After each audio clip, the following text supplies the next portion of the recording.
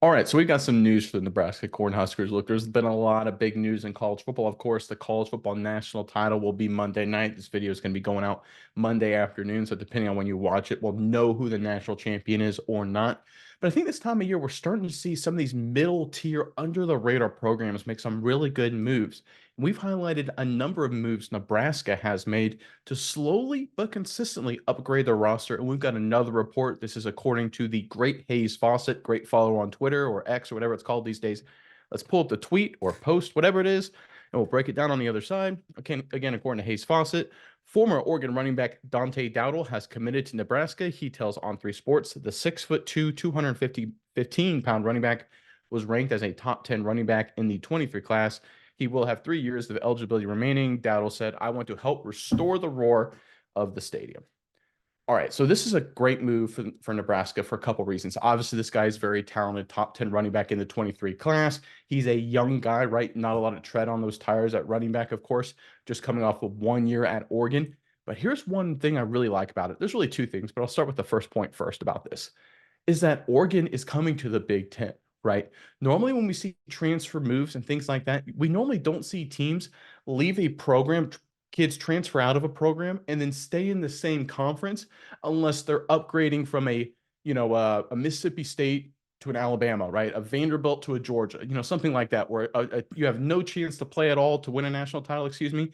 You transfer to a program in conference to maybe win a national title, right? Something like that. This isn't that, of course. Nebraska is a traditional blue blood. When they've recruited well and done a good job coaching historically over the decades, they're one of the top programs in college football. And it's just been a run of bad luck recently over the past 15, 20 years. Matt Rule's done a great job trying to rebuild this program.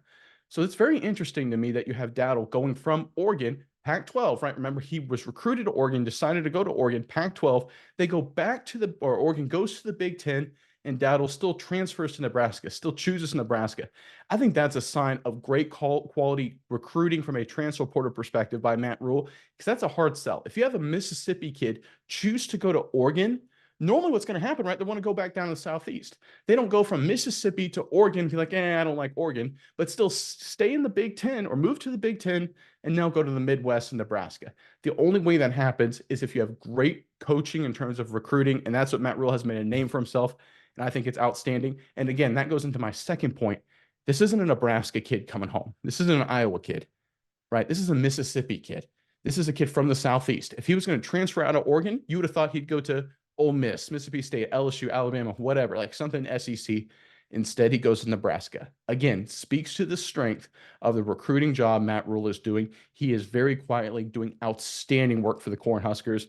Mice, I'm curious what your thoughts are on this move. But first, Nebraska fans, obviously, it's been a kind of exciting offseason as we're seeing a lot of new additions to the Nebraska Cornhusker football program.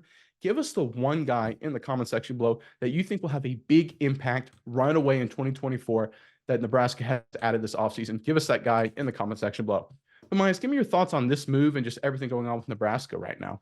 Yeah, Nick, I think this is a big move for the Cornhuskers. I think it shows they're moving in the right direction in a lot of ways. Obviously, already attacking future opponent here. I think this is a good move for them. But like we said, this is essentially, in a way, like getting another 4-star running back. This is a guy, like we said, not a lot of tread on the tire. He really only has about 90 yards rushing for Oregon. He did pretty good, 17 carries, 90 yards, a touchdown in his 6 games. That's not too shabby.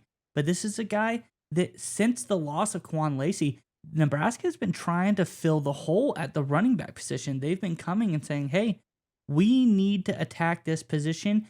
And Rule said that he was going to do it with the 2025 class unless somebody made themselves available in the transfer portal. And obviously, I would say a top 10 running back in the transfer portal is somebody who has made themselves available. This is a big pickup by Rule. Gonna fill a need. I know Nebraska had some injuries at running back last year. So there's a pretty big, flat, open playing field. We're talking about Nebraska here, of course. That Oregon, they know how to get a lot of talent.